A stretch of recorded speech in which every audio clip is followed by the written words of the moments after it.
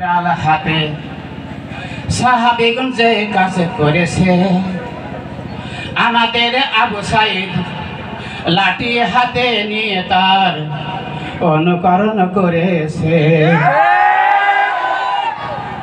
বদরের যুদ্ধে রাসূলের নেতৃত্বে খেজুরের ডাল হাতে সাহাবীগণ যে কাজ করেছে, আমাদের আবু সাইদ লাঠি হাতে নিয়ে তার অনুকরণ করেছে।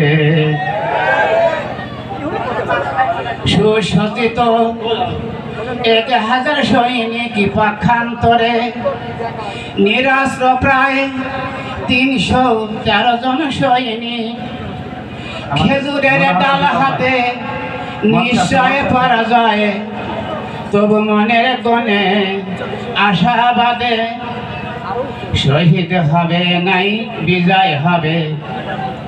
বদরের যুদ্ধে রাসূলের নেতৃত্বে খেজুরের ডাল হাতে সাহাবীগণ যে কাজ করেছে, আমাদের আবু সাইদ লাঠি হাতে নিয়ে তার অনুকরণ করেছে।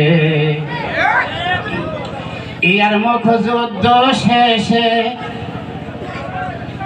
তৃষ্ণাত যোদ্ধাদের মাঝে প্রখর রোদে পানির মশক নিয়ে সাহাবী যে কাজ করেছে, আমাদের মুগ্ধ জানবা চিত্তে পানির বোতল নিয়ে তার অনুকরণ করেছে।